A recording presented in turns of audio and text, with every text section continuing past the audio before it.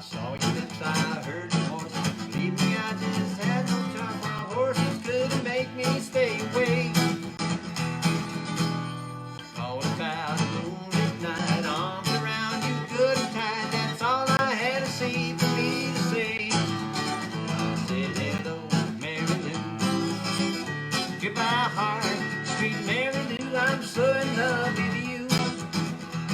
I knew Mary Lou. We never part. So hello, Mary Lou. Goodbye, heart.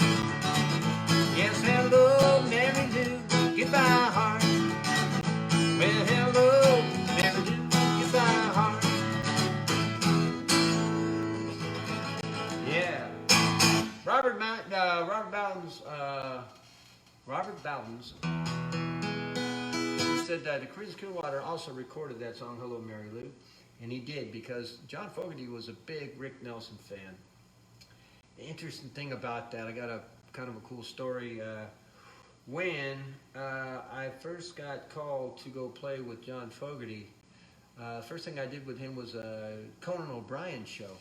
And I came in the night before, flew in from Nashville to LA to go to a rehearsal with John. We were doing what were the two songs that we did on the, we did one on the Bayou and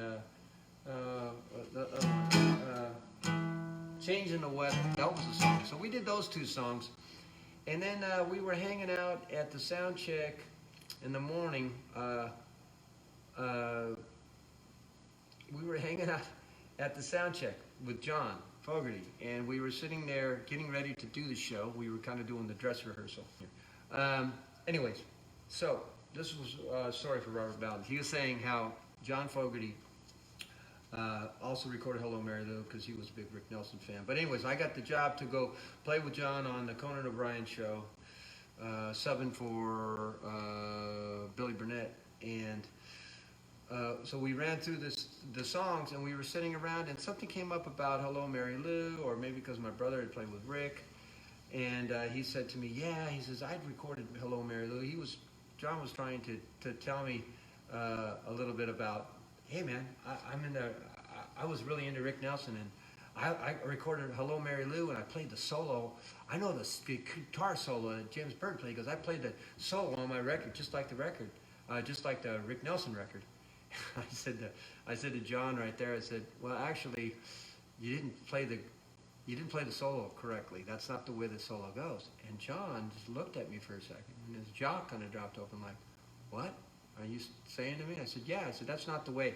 I said, you play the solo like this. You went.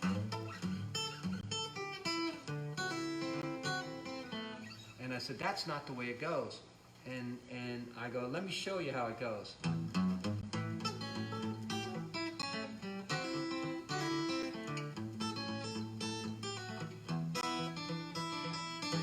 And I showed him the rest of the solo. Anyways, about that time, the whole band had come in. There's John standing about this far from my guitar, and all the rest of the band was in there. And I played the solo. I played it a couple times for John so he could see it. And John just went, man, you learn something every day. I can't believe you young guys. Anyways, that's the story about John. And I always wanted to, I didn't think about it, but I remember when the Creedence Clearwater record came out, and I said the guitar solo isn't exactly the same, but he was doing what he wanted to do on it. I figured he just did it that way because he wanted to, but he was actually thinking he was miming the solo, and he wasn't miming the solo. And then I showed him how to play it, and it just kind of like opened the door for him, like, oh, that's the way you get around on that guitar solo.